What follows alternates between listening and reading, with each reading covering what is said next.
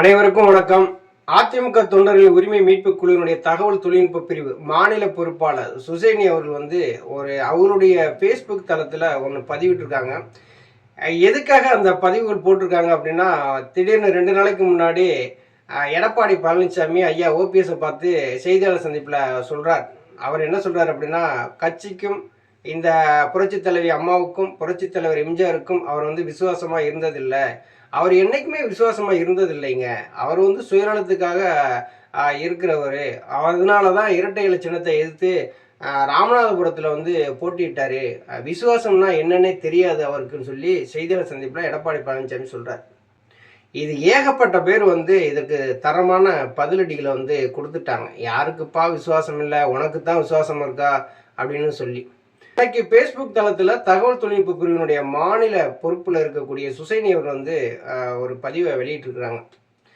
அவங்களும் காட்டமாக அந்த பதிவை போட்டிருக்கிறாங்க. யாருக்கு விசுவாசம் இல்லை?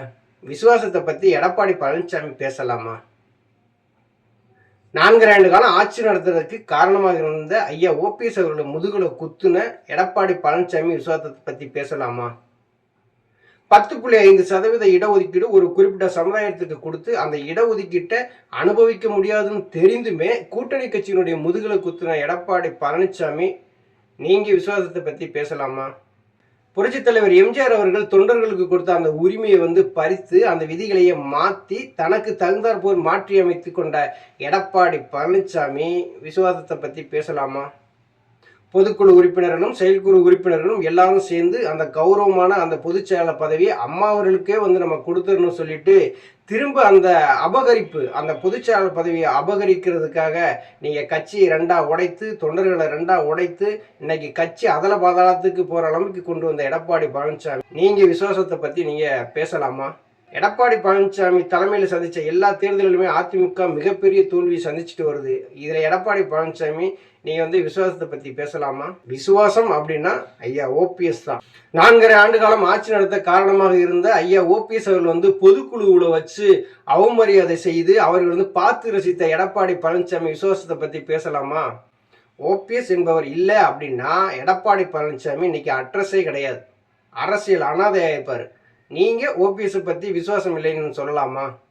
தன் மீது இருக்கிற வழக்குகள் மீது நடவடிக்கை எடுக்காமல் இருப்பதற்காக திமுகவோடு கள்ள உறவு வைத்து கொண்டு 40 தொகுதியிலும் தோற்கதற்கு காரணமாக இருந்த எடப்பாடி பழனிசாமி நீங்கள் விசுவாசத்தை பற்றி பேசலாமா?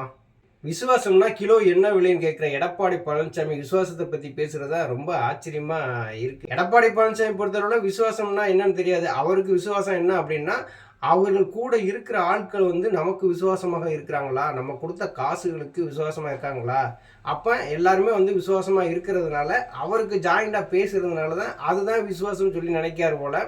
அதுக்கு பேர் விசுவாசம் இல்லை, அதுக்கு பேர் ஜால்ரா. ஒரு துரோகத்தை செய்தவன் பின்னாடி அனைவருமே ஒன்று சேர்ந்து துரோகம் செய்தவனுக்கு சப்போர்ட் பண்ணுறாங்க பார்த்தீங்களா, அதுதான் மிகப்பெரிய முட்டாள்தனம், மூர்க்கத்தனம், அடிமுட்டாள்தனம் அப்படின்னு கூட நம்ம சொல்லலாம். அதிமுகவினுடைய சட்ட விதிகளை பிளந்து, கட்சியை பிளந்து, தொண்டர்களை பிளந்து, அறிவுக்கூர்மையாக இருக்கக்கூடிய மக்களுடைய மனநிலையை பிளந்து தொடர் தோல்விகளை சந்திச்சு வர்ற எடப்பாடி பழனிசாமி விசுவாசத்தை பற்றி பேசுவதற்கு எந்த விதமான தகுதியும் இல்லை அப்படிங்கிறத சொல்லாமல் சொல்லியிருக்காங்க தகவல் தொழில்நுட்ப பிரிவின் மாநில பொறுப்பாளர் இருக்கக்கூடிய சுசைனி அவர்கள். அவங்க சொல்றது உண்மைதானே, இதை யாரும் மறுக்க முடியாது. எடப்பாடி பழனிசாமி தலைமையில் அவருடைய முகத்தை காட்டி சந்தித்த எல்லா தேர்தலிலுமே சரியான சாட்டையடி கொடுத்துருக்காங்க மக்கள். அப்போ எடப்பாடி பழனிசாமியுடைய ஆளுமை சரியில்லை அப்படிங்கிறத மக்களும் தொண்டர்கள் உணர்த்தி இருக்கிறாங்க.